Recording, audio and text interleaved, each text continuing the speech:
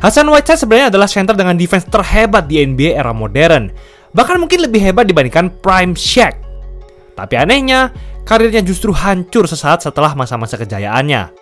Dulu dominasi Whiteside di sisi defense sudah tidak terbantahkan. Bahkan dia sudah 4 kali mencetak triple-double dengan blok. Ya, triple-double dengan blok guys. Bahkan legenda anomali kayak Shaq, Kareem Abdul-Jabbar, bahkan juga Bill Russell aja nggak bisa ngelakuin hal kayak gitu. Udah beneran kayak monster nih orang. Coba kalian lihat pencapaiannya yang satu ini.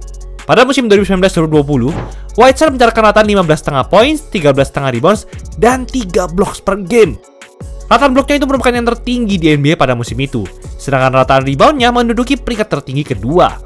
Sekarang jika kita bandingkan statistiknya dengan center-center yang saat itu juga memiliki defense mengerikan seperti Rudy Gobert dan Bam Adebayo, jelas kalau Whiteside terlihat sebagai pemain yang lebih hebat. Tapi kenyataannya, Gobert dan Adebayo terpilih sebagai All-Star dan masuk ke dalam All-NBA Defensive Team. Sedangkan Whiteside tidak mendapatkan apa-apa. Tapi yang terjadi setelah itu jauh memprihatinkan. Dalam 2 musim berikutnya, Whiteside justru dijadikan sebagai pemain cadangan dan akhirnya keluar dari NBA. Sedangkan Gobert dan Adebayo masih bersinar sampai sekarang. Apa yang sebenarnya terjadi dengan Whiteside? Secara statistik performanya sangat bagus dan legendaris. Tapi kenapa nggak ada tim NBA yang mau sama dirinya lagi? Dan dengan segala hormat, pemain kayak Mason Plumlee aja masih bisa jadi starting center memasuki musim depan. Bahkan Neemias Queta yang sejatinya adalah cadangan mati, bakal diprediksi jadi starting center Celtics yang baru aja jadi juara tahun lalu. Tapi kenapa Whiteside nggak bisa dapetin kontrak lagi di NBA? Atau paling nggak jadi pemain cadangan deh? Dan gimana kalau gue bilang kegagalannya ini ternyata disebabkan karena kehebatan statistiknya itu sendiri. Nasib Whiteside di NBA langsung berubah drastis dalam sekejap.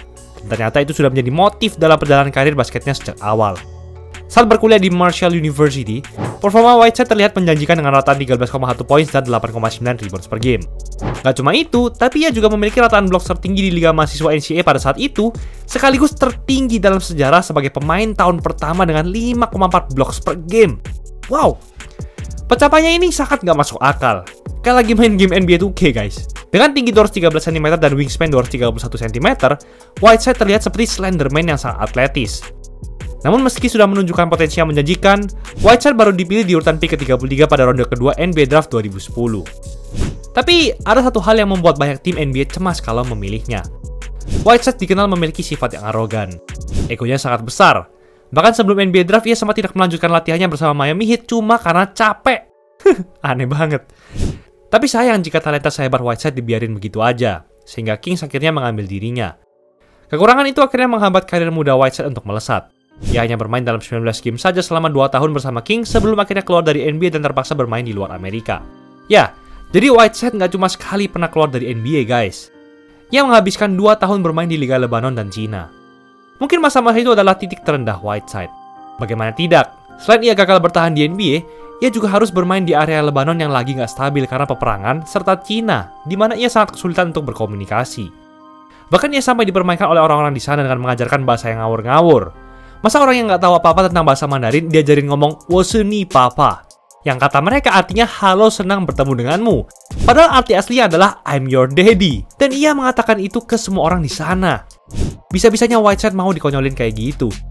Meski begitu, Whiteside bermain luar biasa di Cina dengan rataan 25,7 points, 16,6 rebounds, dan 5,1 blocks per game. Ia kembali mencuri perhatian tim-tim NBA dan Miami Heat akhirnya merekrutnya pada musim 2014-2015.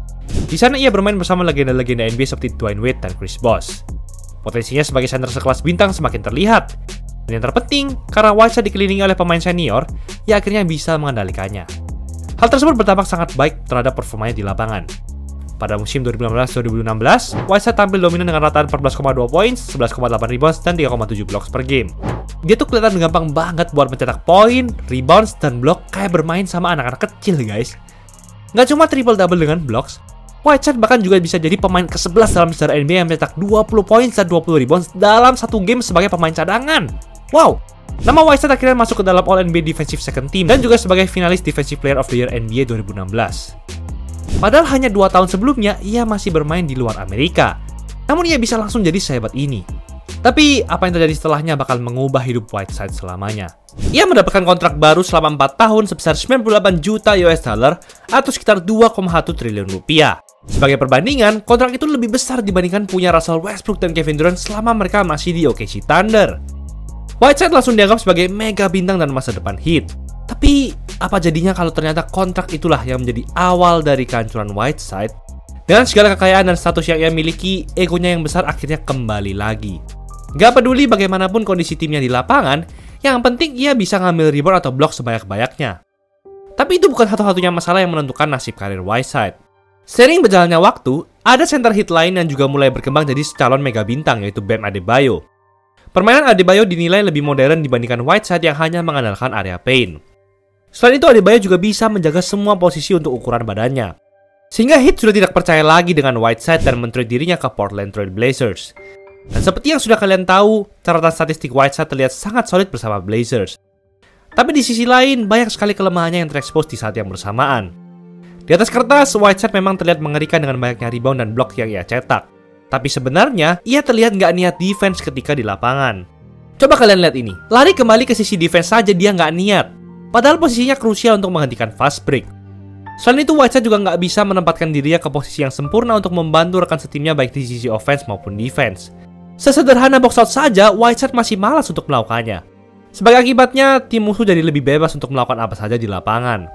Mau pick and roll gampang, karena jangankan nggak niat, Whiteside aja sering nggak peka terhadap skenario itu. Tapi itu masih satu hal saja, karena saking parahnya, rekan setimnya yang di posisi lain sampai harus memberikan help defense yang akhirnya juga membuat musuh lainnya semakin terbuka lebar untuk mencetak skor. IQ Whiteside di lapangan bisa dibilang lebih rendah dibandingkan center-center yang berada di tingkatan yang sama dengannya. Ia tidak aktif menggunakan tangannya untuk mempersulit musuh-musuhnya. Bukannya belajar untuk memberi lebih banyak tekanan di sisi defense, Whiteside justru lebih suka untuk bersiap-siap untuk memblok musuhnya demi mengejar statistik. Itu akhirnya membuat Whiteside sering melompat dan mudah ditipu untuk menciptakan space yang lebih luas bagi musuhnya. Ia seperti pemain 2K yang punya rating 99 dalam ngeblok, tapi 0 di aspek defense lainnya.